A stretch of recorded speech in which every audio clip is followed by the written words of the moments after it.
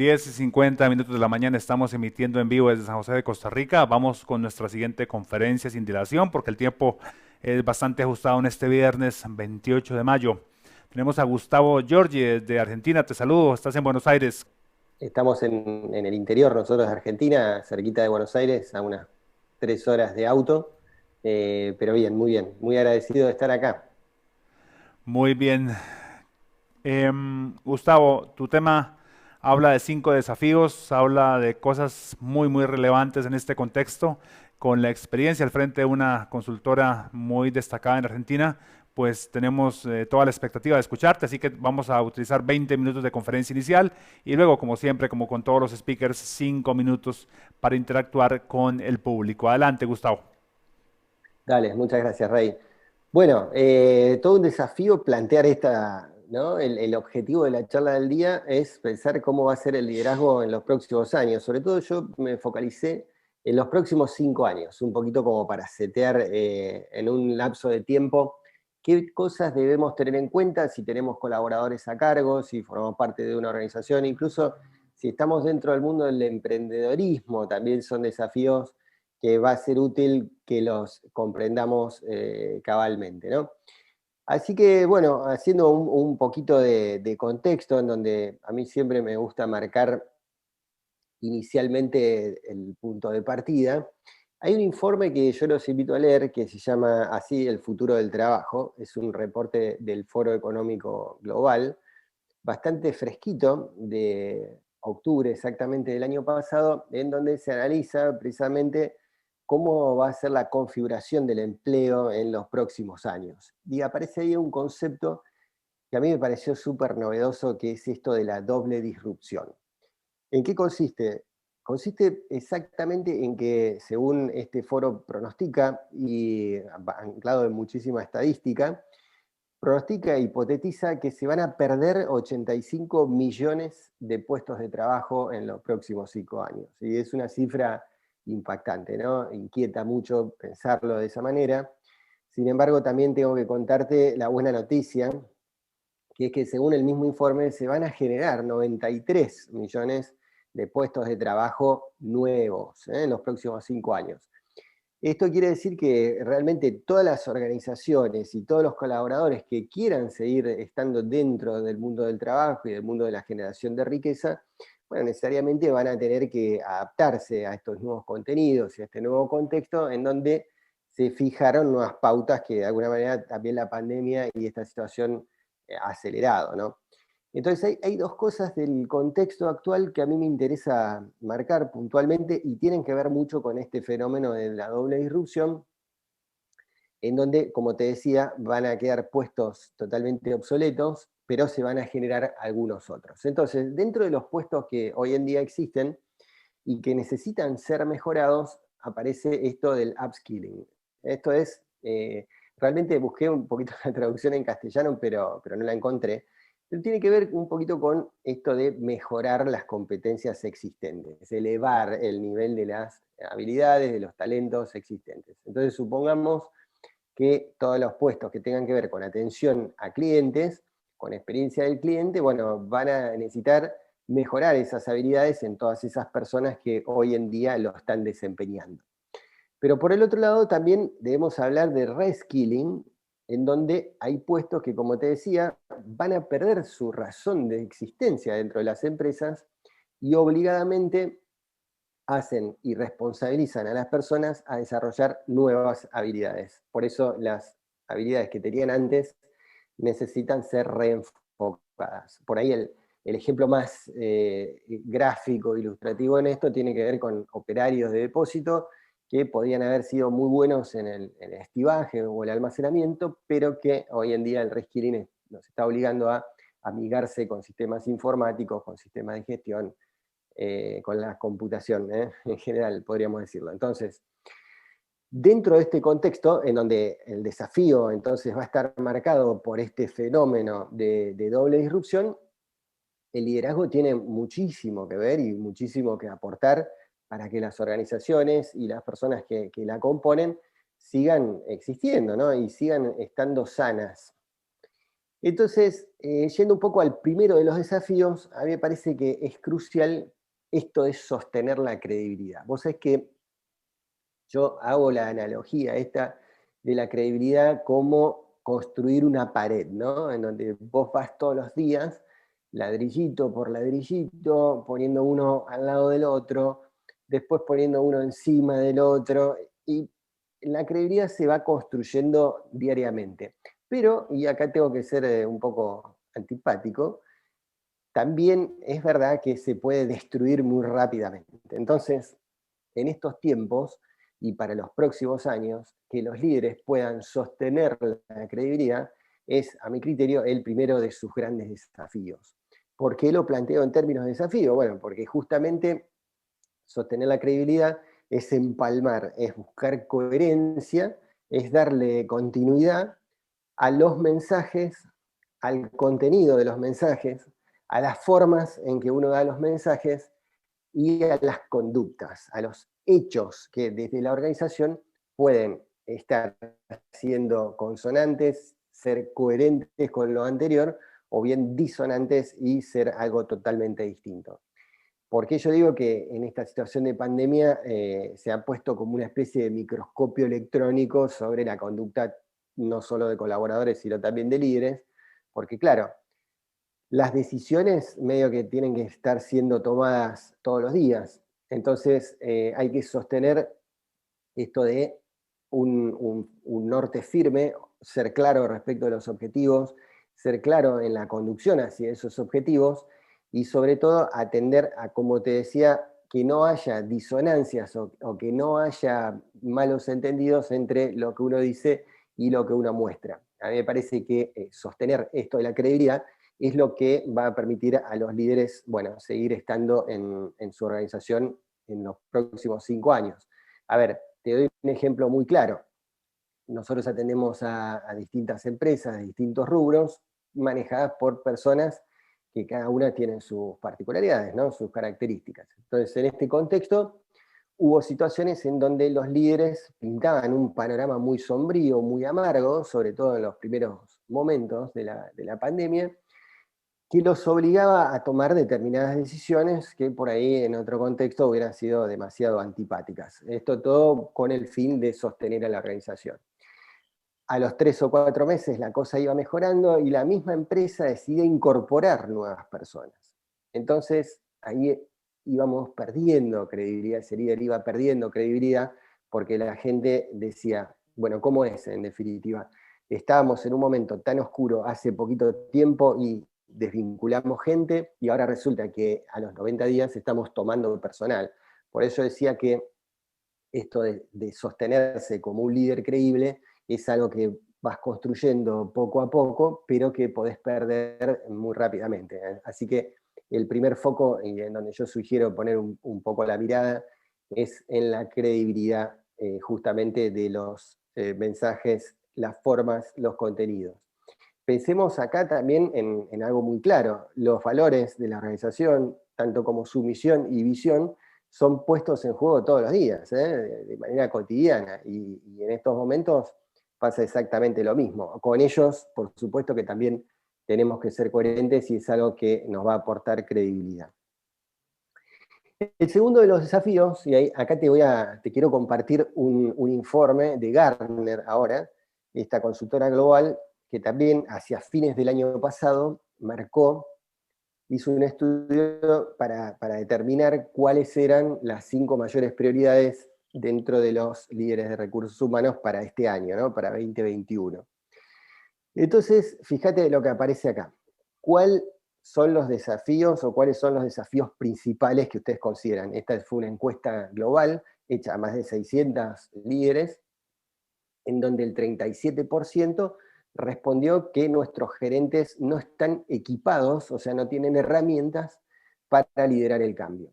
El 28% de los líderes en general. Y el 36%, fíjate de este dato es interesante, el 36% de los colaboradores dice que están cansados de tanto cambio. De ahí, de ahí este segundo de los grandes desafíos que tiene que ver con gestionar el cambio o lo cambiante. hay determinados frameworks que nos ayudan a pensar cómo el contexto hoy en día asume formas que son más que desafiantes, caóticas en sí mismo. Entonces el líder tiene que aprender a gestionar estos cambios que hoy en día forman parte de lo habitual. Y creo que este es el primero de los mindset que yo sumaría, ¿no?, a los líderes, en donde los líderes deberían empezar a amigarse con palabras tales como incertidumbre, ambigüedad, y dejar un poquito de lado algunos verbos porque hoy en día están siendo poco resonantes, como por ejemplo el de la planificación rígida, ¿eh? El de la cuestión estratégica demasiado esclerosada, demasiado estricta. Gestionar el cambio significa aprender a liderar en contextos, como te decía, de incertidumbre, y nos lleva directo a la palabra adaptación, ¿eh? Hoy en día las organizaciones de más calidad son las ágiles justamente porque han migrado de un esquema predictivo a un esquema o a un modelo adaptativo. Entonces lo primero que tenemos que saber es empezar a gestionar el cambio. Dato importante acá, viste que dice que los empleados están cansados de tanto cambio. Bueno, es necesario empezar a trabajar con ellos en conversaciones honestas, brindándoles la seguridad psicológica para que puedan contar qué les acarrea exactamente este cambio, qué les implica a nivel personal, a nivel de vida, a nivel de relación, y la necesidad del encierro ha diluido un poco las fronteras entre el trabajo y la casa, ¿no? Entonces, ese cambio hay gente que le ha venido bien y hay otras que le ha generado mucha incomodidad, como el regreso a la oficina posterior. Entonces, es importante que todos esos cambios, para que no aturdan y no confundan a las personas, es importante, es clave, te diría, mantener sistemáticamente conversaciones honestas en donde podamos brindar como líderes el marco para que la gente se sienta segura y no tenga la percepción de que, bueno, podría llegar a estar en juego su puesto de trabajo si dijese algo inconveniente, ¿no? Entonces, el desafío número 2 de gestionar el cambio, entonces tiene estas dos patas. Una, pensar que el cambio es parte de lo habitual, y dos, tener estas conversaciones frecuentes para saber cómo los cambios o qué cambios afectan o alteran en qué medida la vida de los empleados. Fíjate vos el tercero de los grandes desafíos que hoy en día vamos a situar, tiene que ver con esto del aprendizaje compartido. En un principio te hablaba del upskilling o reskilling, en la necesidad de desarrollar nuevas habilidades. Posiblemente habrás escuchado hablar del término learnability, en donde se trata de un juego de palabras entre habilidad y aprendizaje, en donde podemos decir que una de las competencias que seguramente van a quedar para el futuro venidero tiene que ver con eso, con la apertura a aprender. Ahora, la novedad pasa por este lado, y de ahí el desafío para los líderes, en donde yo te diría, te recomiendo como líder, no solamente estar dispuesto a incorporar nuevos conocimientos, nuevas habilidades de manera progresiva, sino también que ese aprendizaje sea compartido. Poder darte el lugar a aprender junto a tus colaboradores. ¿Y sabes cuál es la clave acá? Y acá voy a meter, sí, un concepto psicoanalítico que tiene que ver con mi formación de base. Tiene que ver con que el líder tiene que aprender fundamentalmente a lidiar con su propio narcisismo. Esto es, muchos líderes asumen esas posiciones dentro de las empresas para buscar el aplauso, ¿no?, para buscar el reconocimiento, el elogio, la admiración de los otros, y hoy en día pensamos en un liderazgo más de servicio. Entonces, en ese liderazgo de servicio está la humildad y está la posición del líder como ignorante. A mí eso me gusta decir siempre. De hecho, pueden buscar algunas publicaciones mías en el sentido en donde yo abogo por la posición del líder como un ignorante, en el sentido de que pueda asumirse como alguien en falta, que no las sabe todas, que puede contar sus experiencias negativas para poder tomar de ellas un saldo positivo, ¿no?, un saldo de saber positivo. Ese aprendizaje compartido te conecta a nivel emocional con los colaboradores de una manera muchísimo más profunda que otro tipo de acciones o de actividades. Por eso creo que el tercer desafío pasa por ahí, ¿no? Por estar dispuesto a aprender junto a tus colaboradores. ¿Qué pasa con el cuarto desafío? Con esto de liderar la diversidad. Bueno, desde el psicoanálisis hemos estudiado bastante, ¿no? Estos fenómenos de segregación, de separación del distinto. Dice Lacan, que es uno de los psicoanalistas que más admiro, que muchos grupos entienden que la única forma de estar unidos es estando separados del resto. Fíjate que este mismo fenómeno ha pasado y pasa en muchas compañías en donde se genera un espíritu de equipo en un área, administración o comercial o producción o ingeniería, la que quieras, pero a condición siempre de hablar mal del resto, ¿no? Es como que el área de administración solamente se sostiene en tanto y en cuanto podamos buscar el lado flaco a comercial, que los comerciales hacen esto, dejan de hacer tal cosa. O el área de sistemas puede estar sana en tanto y en cuanto sus miembros que la componen entienden que el resto de la organización son unos hinchas y que los molestan todo el día llamándolos. Bueno, esos fenómenos de segregación, yo creo que hubo en esto un cierto avance a nivel global y a nivel humano, porque hoy entendemos que no son buenos y no son sanos para la constitución de climas laborales.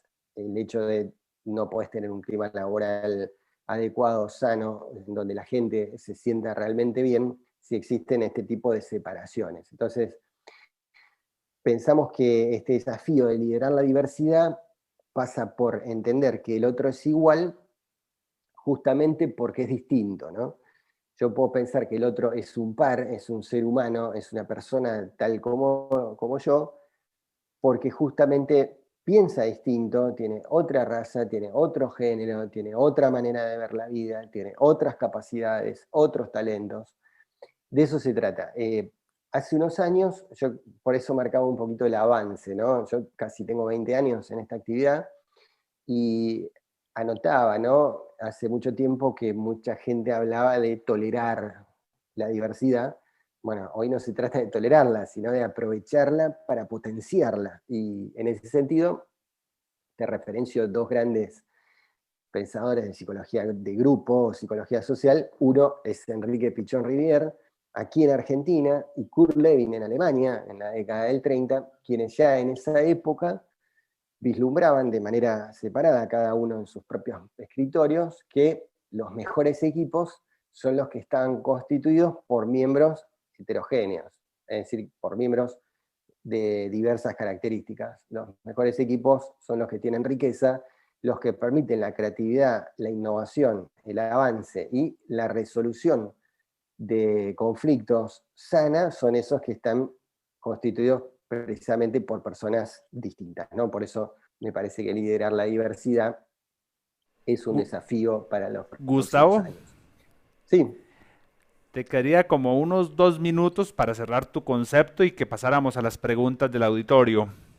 perfecto. Justo 2 minutos para hablar nada menos del último desafío, lo puse ahí como último un poco a propósito porque me parece que es el fundamental y es el autoconocimiento, ¿no? El líder tiene que avanzar en el conocimiento de sí mismo, esto de Sócrates en adelante lo sabemos y años mucho más tarde, incluso en la contemporaneidad, a partir de todos los descubrimientos y los hallazgos de la inteligencia emocional, podemos decir que el líder tiene que avanzar sobre sus propios fantasmas para llegar a un juicio realista de sí mismo, ¿eh? Que pueda reconocer todas las virtudes que tiene, sus fortalezas, sus talentos, pero también sus oportunidades de mejora, sus debilidades, sus aspectos que hace falta que corrija, tanto a nivel emocional como a veces actitudinal o a veces a nivel técnico, para tener mejores conversaciones, mejores vínculos con sus colaboradores y así poder estar a la altura de lo que este desafío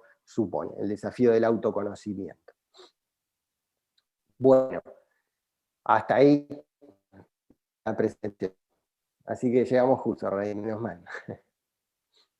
Gustavo, voy a pasar a enumerarte las preguntas. Primera dice, generalmente los líderes corporativos clásicos, la gran mayoría de muchas de las compañías del mercado en América Latina, son mucho más intuitivos y a veces estos conceptos no les parecen tan interesantes para aplicarlos en el día a día. ¿Cómo me aconsejas trabajar con los líderes con los cuales me relaciono a diario? Sí, está muy atinado la pregunta porque muchos creen que las prioridades pasan por otros lados.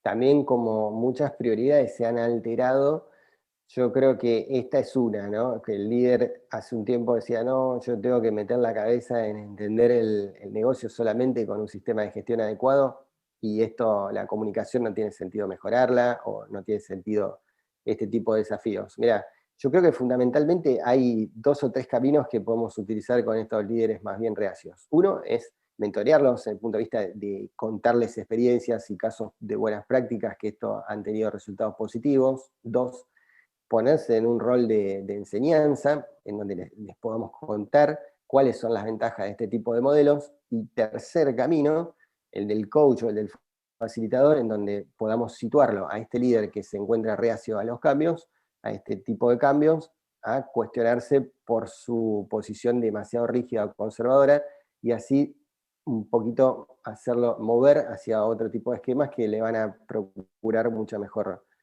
salud y bienestar para él y para la organización en su totalidad. Gustavo, segunda pregunta. Trabajo en una multinacional del sector agrícola. Tengo varios colaboradores que son líderes, lo pone entre comillas, en sus respectivas áreas, pero a veces me quedo corta con la forma como les transmito los mensajes porque el lenguaje en sí mismo tiene que ser muy particular y muy aterrizado para ese liderazgo que ellos manejan. ¿Qué me aconsejas hacer? Bueno, hemos atendido a empresas agrícolas, nosotros estamos en un país netamente agrícola y es uno de nuestros mayores áreas de expertise. Yo creo que hace falta mucha capacidad de empatía y, bueno, entiendo que debes tener muchas horas de vuelo y de- de conversaciones con ellos, pero hay que avanzar hacia la construcción de un código común que no sea ni el específico de ellos ni el tuyo. Hay que encontrar un poco el lugar de engrane ahí en donde podamos encontrar un espacio colaborativo común, y para eso la confianza y el hecho de hablar de manera asertiva es fundamental. Comunicación asertiva y escucha empática creo que serían las dos herramientas fundamentales como para empezar a solucionar este tema que planteas. Preguntan, Gustavo, ¿por dónde puedo empezar a gestionar el cambio? Bueno, buena pregunta. Yo creo que todo cambio empieza por la cabeza, como un juego de palabras, en donde nosotros debemos empezar por nuestra cabeza, en donde podamos situar al cambio no como una amenaza, sino como algo que efectivamente va a formar parte de nuestra cotidianidad. Y a nivel organizacional, empezar por la cabeza es empezar por la alta dirección, detectar a las personas que pueden motorizar estos cambios en un multinivel, detectar los influencers positivos a los cuales hay que concientizar respecto de la importancia de estos cambios, y identificar también a quienes pueden ser nuestros sponsors, esas personas que desde determinados lugares en la organización pueden generar una predisposición positiva a los cambios. Pero bueno, evidentemente hay algo de la cascada que va a seguir vigente, ¿no? Es importantísimo que la alta dirección y las gerencias entiendan e incorporen esto como una prioridad y como una necesidad, dado que de lo contrario, por más influencer y sponsor que tengamos, la cosa se va a poner muy cuesta arriba. Entonces, es fundamental siempre empezar por la cabeza. Vamos, Gustavo, con una pregunta que va en sintonía con la anterior. Dice aquí, estás hablando de influencers. ¿Esos influencers deben ser escogidos de forma transversal o cuáles son los elementos de juicio que debo yo tomar en cuenta en mi organización para tomarlos y para que cumplan con el propósito por el cual los he elegido? Sí, exactamente, en el sentido de que son totalmente transversales y siempre tenés que tener en cuenta que los influencers tienen una cuota de poder que los hace referentes para un grupo. ¿Cómo detectarlos? A través de mandos medios que normalmente puedan identificarlos, a través de distintas herramientas en donde, no sé si ustedes tienen conversaciones de feedback o de que si me estás hablando desde un área de recursos humanos, es probable que conozcas vos mismos a los principales influencers, pero es fundamental para que irradien este mensaje positivo. Son roles claves de personas dentro de la compañía. ¿Qué cosas ubicar como requisito principal para ser influencer? Bueno, ser un referente positivo, alguien que vea el cambio como te decía, como una oportunidad de mejora, y es una persona que no necesariamente tiene que tener mucha o poca trayectoria dentro de la organización, de tal o cual género, sino que cualquier persona puede ser influencer, porque eso en gran medida lo determina el equipo, que es quien en definitiva lo sitúa en ese lugar de influencer, ¿no? Muy bien, Gustavo. Pues muchísimas gracias por habernos acompañado esta mañana. El tiempo se nos fue. Creo que hay muchas más consultas que nos llegan a nuestras redes y demás que las sabremos canalizar directamente a tu organización. Dale. Muy bien, ahí Genial, bueno, estaba. te mando un saludo grande, Rey, un saludo para todos, que tengan un Claro, pero excelente viernes. antes de que te vayas, Gustavo, quería hacerte una pregunta final. ¿Cuál, si pudieras resumir todo en una sola palabra, cuál sería la que le colocarías como indispensable a que los líderes en las diferentes organizaciones a partir de ahora puedan tomar como colocar en la mesita de noche, digamos, de cada día? Yo creo que es el autoconocimiento. Yo diría que el líder que se conoce lo suficiente es consciente de lo que puede mejorar y de todo lo que tiene para potenciar. Muy bien, ahí lo tienen ustedes, autoconocimiento. Gracias, Gustavo Giorgi, en Argentina, en el centro de Argentina. Vamos a un pequeño corte comercial y volvemos con el séptimo Congreso de Recursos Humanos organizado por Foros Santander.